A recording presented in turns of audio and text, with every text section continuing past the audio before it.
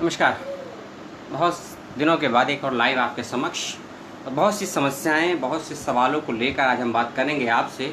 और आपकी जो भी समस्याएं, सवाल हो, मुझसे ज़रूर करिएगा कंसल्ट, क्योंकि विषय आप देख चुके हैं किस विषय पर मैं बोलने वाला हूं।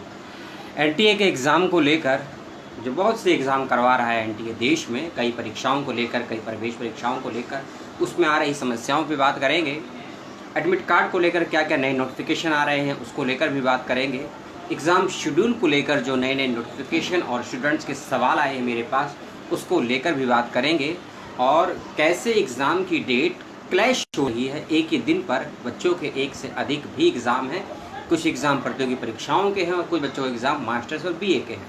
उन सभी विषयों पर आपसे बात करूँगा और उम्मीद करता हूँ कि आप अपने सवाल भी करेंगे और जहाँ भी इस वीडियो को मेरे देख रहे हैं वहाँ शेयर करेंगे। सबसे पहले हम बात करेंगे उन बच्चों की जिनके यूजी और पीजी के एग्ज़ाम कंडक्ट करवाने के लिए माननीय सुप्रीम कोर्ट ने एक नोटिस दिया था 4 जुलाई को, या ऑर्डर दिया था या आदेश दिया था, कुछ भी समझिएगा, कि 4 जुलाई को उस नोटिफिकेशन में और 31 जुलाई को पुनः उसको रिवाइज करते हुए दिया था कि 30 सितंबर 2020 तक देश के सभी, चाहे सेंट्रल हो या स्टेट हो या डीम्ड हो या प्राइवेट हो, इस तरह की परीक्षाओं को करवा लिया जाएगा 30 सितंबर 2020 तक। यह माननीय सुप्रीम कोर्ट ने आदेश दिया था।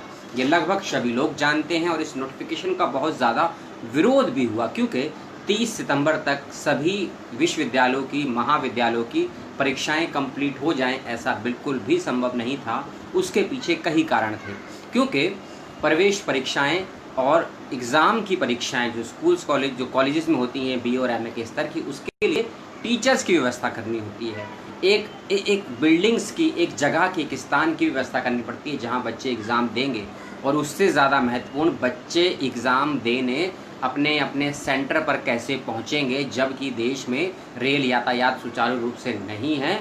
नॉर्मल और जो पर्सनल व्हीकल्स हैं उसके लिए बहुत स्ट्रिक्ट नियम हैं। उन सब को मद्देनज़र रखते हुए शायद सुप्रीम कोर्ट ने ये भी नहीं सोचा कि 30 सितंबर तक एग्ज़ाम कैसे कंडक्ट हो सकते हैं यूजी स्तर के और पीजी स्तर के इस देश में। लेकिन इन्हीं नोटिफिकेशन के बावजूद, आदेशों के बावजूद, जिन बच्चों ने एनटीए की बहुत सी प्रवेश परीक्षाओं के लिए और बहुत सी प्रतियोगी परीक्षाओं के लिए भी आवेदन किए हैं, उन बच्चों की बहुत ज़्यादा मानसिक से ज़्यादा सामाजिक समस्याएं हैं।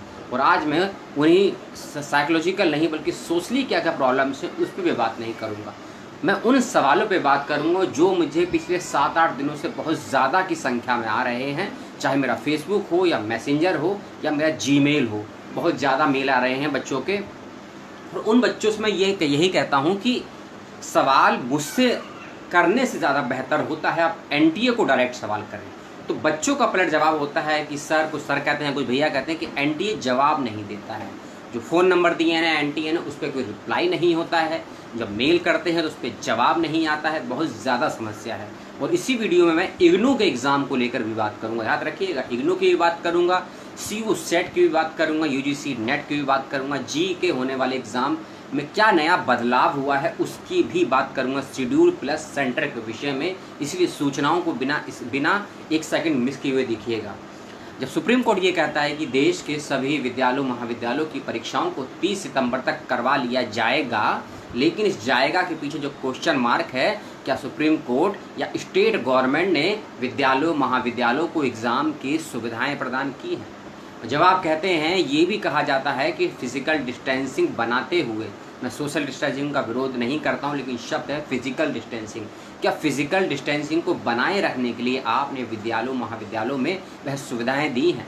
आप बच्चों को सैनिटाइज़र तक मुहैया नहीं करवा पा रहे हैं, जो आपने दिल्ली विश्वविद्यालय और नीट के एग्ज़ाम करवाए हैं और जेई के 1 से 6 सितंबर और 6 से 11 सितंबर के मध्य में।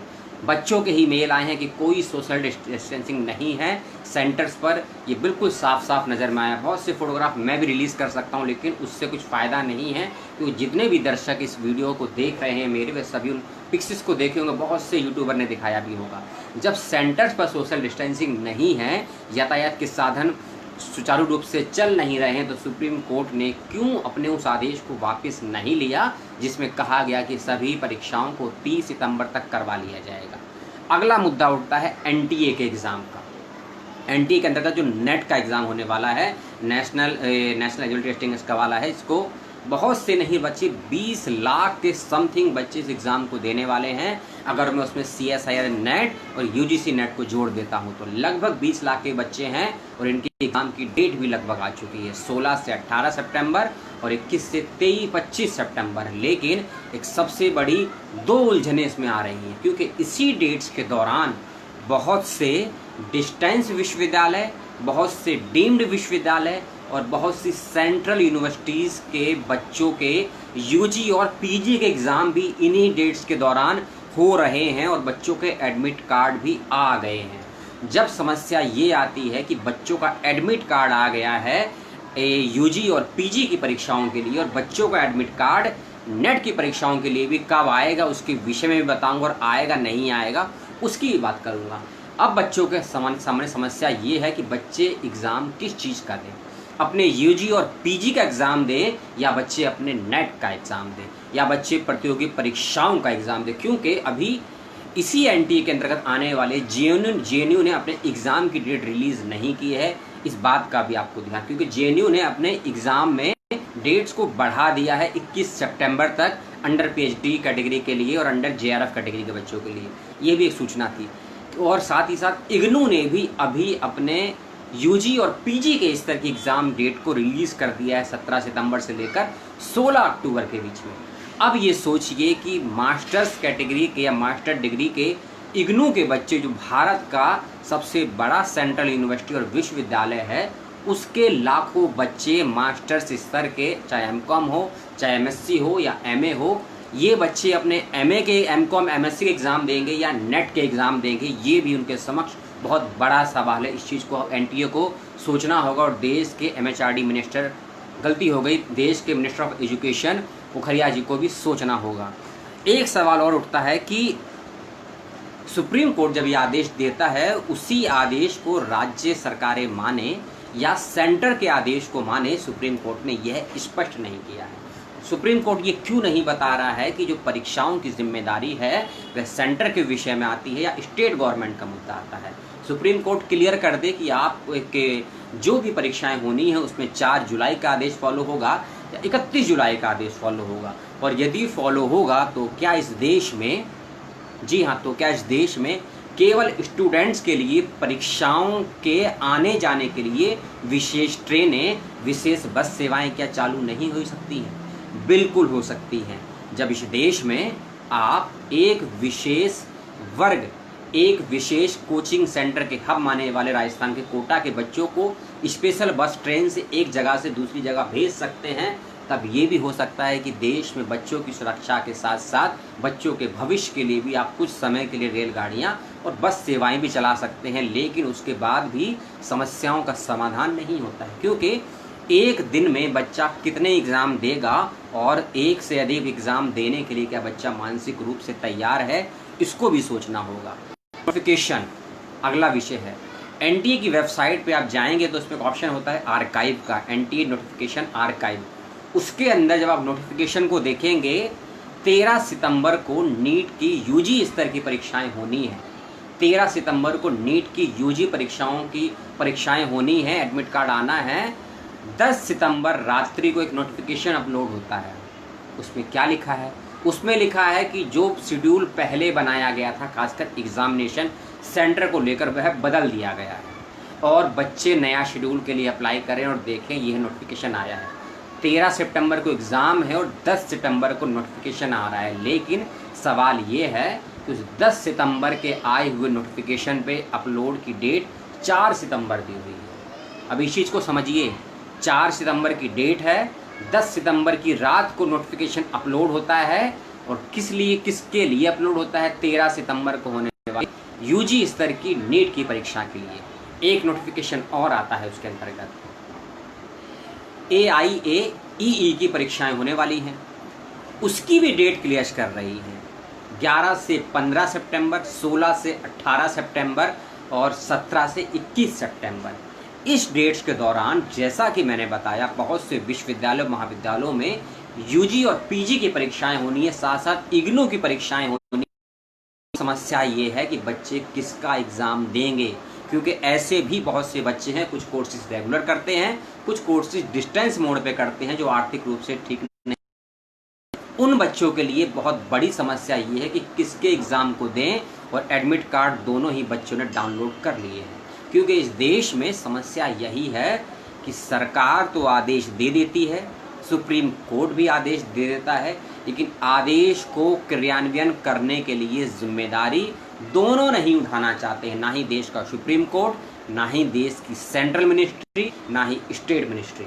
जब ये अपनी जिम्मेदारी को नहीं उठाते हैं और एग्ज़ाम सेंटर पर यदि कोई आफत होती है, क्योंकि जब कर्नाटका में क्लैड का एग्ज़ाम हुआ, एग्ज़ाम सेंटर से बच्चे बाहर आए, अपने घर के 3 दिन के बाद रिपोर्ट आती है 152 बच्चे एक सेंटर पर कोरोना पॉजिटिव पाए गए। जिम्मेदारी किसकी है? वो बच्चे इफेक्टेड हुए, उनके पेरेंट्स इफेक्टेड हुए, और क्या वह सुविधाएं दी गई थी कि नहीं दी गई थी? 1 सितंबर से लेकर 6 सितंबर में जो नीट के एग्ज़ाम हुए हैं, 6 सितंबर से लेकर 11 सितंबर के बीच में जो दिल्ली यूनिवर्सिटी के एग्ज़ाम हुए हैं, कितने बच्चे उससे इफेक्टेड हुए हैं अभी रिपोर्ट आनी बाकी है।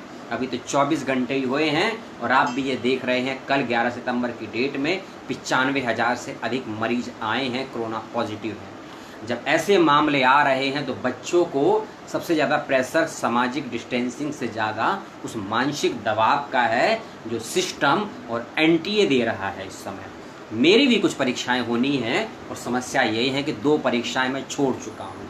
क्यों छोड़ी उसका भी कारण बता देता हूं। पहला कारण था सेंटर लगभग दिल्ली से 1200 किलोमीटर दूर था एक सेंटर, और दूसरा सेंटर मेरा लगभग दिल्ली से मुंबई पड़ता है 1800 किलोमीटर था। अब सोचिए आने जाने का किराया और समय, और ऊपर से सोशल डिस्टेंसिंग की धज्जियाँ इस ट्रैवल में उड़ेंगी ही नहीं। मेरा एग्ज़ाम भी उस स्तर का नहीं हो सकता है जिस स्तर की मैंने तैयारी की। मैं 2 एग्ज़ाम छोड़ चुका हूँ। इस बात को ध्यान रखिए, मेरे जैसे ही लाखों बच्चे हैं जो बहुत सी परीक्षाओं को छोड़ चुके हैं। बच्चों का साल खराब हो गया है, पैसा तो आ जाएगा लेकिन वह समय बर्बाद हुआ है, उसकी जिम्मेदारी कौन लेगा? सरकार लेना नहीं चाहती है। इस देश में पिछले लगभग 1 महीने से जितने वाइस चांसलरों ने, जितने प्रोफेसरों ने और जितने सामाजिक संगठनों ने और एनजीओज़ ने और इस देश के विश्वविद्यालयों ने जितनी चर्चा नई शिक्षा नीति पे की है, उसकी 10% भी पर चर्चा इस विषय पर कर लेते कि बच्चे अपने घर से एग्जामिनेशन सेंटर पर कैसे पहुंचेंगे और कैसे वापस आएंगे सही सलामत, हम क्या क्या सुविधाएं दे सकते हैं। अगर 10% भी चर्चा कर लेते तो बच्चों का मानसिक शोषण नहीं होता इस शैक्षिक आतंकवाद के नाम पर। जी हाँ, बच्चों का मानसिक शोषण नहीं होता इस शैक्षिक आतंकवाद के नाम पर, क्योंकि इस देश में इस समय चर्चा कुछ और ही चल रही है। सुशांत ख़त्म होते हैं या मरते हैं मुझे नहीं पता। कंगना रनावत क्या हैं, क्या हो गई, क्या हो जाएंगी ये भी नहीं पता। जीडीपी कितनी बेहतर होगी ये भी नहीं पता। लेकिन इन सभी मुद्दों पर, इलेक्शन हो, बिहार की बाढ़ हो, या फिल्म इंडस्ट्री का घपला हो, या फिर किसी मुख्यमंत्री कोरोना पॉजिटिव, इन सभी मुद्दों पर लिखने, बोलने, समझने वाली एक क्षमता है जिसे हम स्टूडेंट कहते हैं। लेकिन जब वही संस्था, वही वर्ग, स्टूडेंट अंदर से मानसिक रूप से खोखला होता जा रहा है, तब समझना होगा स्टूडेंट को भी कि हमें सरकार से, चाहे सेंट्रल की हो चाहे स्टेट की हो, हमें उनसे क्या डिमांड करनी है, ये आपको तय करना होगा। मैं किसी सामाजिक रेवोल्यूशन की बात नहीं करूंगा जो इजिप्ट में हुआ, जो मिस्र में हुआ। मैं उस बात की भी बात नहीं करूंगा कि 9 तारीख को 9 बजे आपको क्या करना है, और मैं ये भी बात नहीं करूंगा कि 5 तारीख को शाम को 5 बजे 5 के लिए क्या करना है। जो करना है वह करिए, लेकिन अगर आपके उस कार्य से किसी प्रकार का परिवर्तन हो सकता है तो ज़रूर करिए, और इस बात के लिए तैयार रहिए कि आप सरकार नहीं हैं, इसीलिए आपके उन कार्य को स्वीकार भी नहीं किया जाएगा और सामाजिक मान्यता भी नहीं मिलेगी। आप देश के पीएम नहीं हैं कि यदि आप थाली बजाते हैं तो कैमरे में फ़ोटो आती है, घंटों घंटों न्यूज़ चलती है। आप देश के बेरोजगार हैं। आपने पकोड़ा तला है अपनी मेहनत की कमाई से, लेकिन अब पकोड़ा खाने वाले लोग नहीं बचे हैं। आपका डबल घाटा हो गया है। ग्राहक भी नहीं आ रहे हैं, आर्थिक स्थिति भी कमज़ोर है, परीक्षाएं की तैयारी आप दिन रात कर रहे हैं, अपने घर पे कर रहे हैं, अपना इंटरनेट कनेक्शन खुद ही यूज़ कर रहे हैं, लेकिन परीक्षाएं नहीं दे पा रहे हैं उस मानसिक दबाव और मानसिक शोषण के कारण। और सबसे बड़ा दर्द बना हुआ है इस देश में इस समय सुप्रीम कोर्ट के आदेश और सरकार की दोगली नीतियाँ। अपना कोई दर्द बयां नहीं कर रहा हूँ, उन बच्चों की चिंता है जो अभी पहली प्रवेश परीक्षाएं देने वाले थे प्रतियोगी स्तर की। उन बच्चों के परिवार की चिंता है जिन्होंने बहुत कर्जा लेकर बच्चों को ट्रैवल कराकर एक राज्य से दूसरे राज्य में भेजा है एग्ज़ाम के लिए, लेकिन जब उनका मेल आता है कि सर एग्ज़ाम तो नहीं दे पाए, हम कोरोना पॉजिटिव हो गए।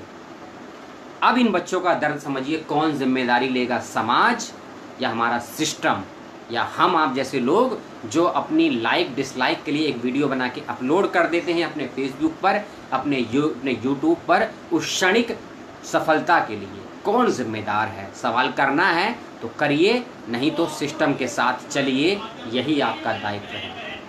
कल था 11 सितंबर, कल के दिन ना ही मैंने कोई पोस्ट लिखी, ना ही कोई ब्लॉग बनाया, ना ही कुछ लाइव किया, लेकिन इतिहास की दृष्टि से कल 11 सितंबर बहुत बड़ा दिन था, ऐसा मैं समझता हूँ। विनोबा भावे का जन्मदिन भी था, विवेकानंद ने भाषण दिया था शिकागो में, और साथ ही साथ महादेवी वर्मा का भी पुण्यतिथि थी, और एक व्यक्ति और जिनको साहित्य के साथ साथ बहुत जगह से जाना भी जाता है, सामाजिक कार्यकर्ता भी, उन पर मैं करने वाला था फेसबुक लाइव, लेकिन सोचा इतिहास में जो हो चुका है उसकी बात करूं या वर्तमान में जो इतिहास बनेगा भविष्य में उसकी बात करूं, इसीलिए मैंने कल नहीं किया।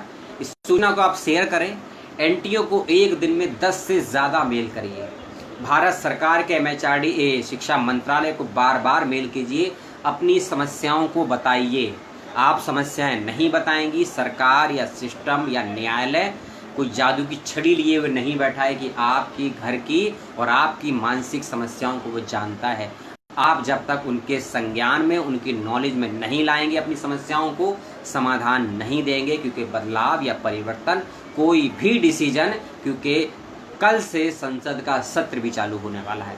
ऐसा करिए कि पहले ही दिन संसद में स्टूडेंट की समस्याओं के सवाल पर बहस हो।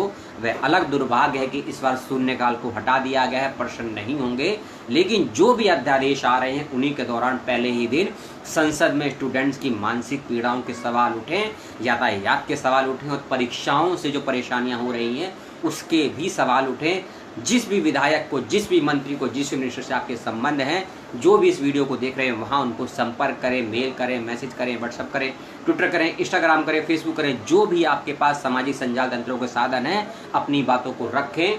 परिवर्तन होगा या आपके खिलाफ कोई कार्रवाई होगी, दोनों के लिए रहें तैयार। तो इस सूचना के साथ आपसे विदा लेता हूँ। आपने देखा और पसंद किया।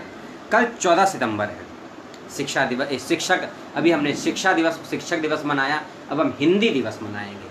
तो कल भी मैं एक लाइव करूंगा, उसका समय क्या होगा मेरे फेसबुक पेज पर आपको पता लग जाएगा। उस लाइव में मैं हिंदी भाषा के इतिहास की, हिंदी के संवैधानिक पक्ष की, हिंदी के राजनीतिक पक्ष की, और हिंदी के पक्ष या विपक्ष में संसदीय बहस की, हिंदी के साहित्य और वैश्विक हिंदी के परिप्रेक्ष्य में कई मुद्दों पर बात करूंगा। ना ही मैं प्रोफेसर हूँ, ना ही मैं वाइस चांसलर हूँ, और ना ही मैं कोई एक बहुत बड़ा अधिवक्ता हूँ। एक छोटा सा शोधार्थी हूँ, जितनी मेरी समझ और बुद्धि है उसके आधार पर करूँगा हिंदी दिवस के उपलक्ष्य में ही। और ये भी याद रखिएगा, केवल मैं हिंदी भाषा की अच्छी बातों पर बात नहीं करूँगा, उसके उस नकारात्मक और उसके उस दोगले प्रारूप की भी बात करूँगा, जिसकी वजह से हिंदी आज अपनी ही बिंदी के नीचे दबी हुई है। उस फेसबुक लाइव को देखें, इसको आपने देखा, पसंद किया, बहुत बहुत धन्यवाद उन सभी लोगों का। कहीं और किसी मंच पे आपसे पुनः मिलेंगे। अपना और अपनों का ध्यान रखिएगा। जय हिंद, जय भारत, जय संविधान।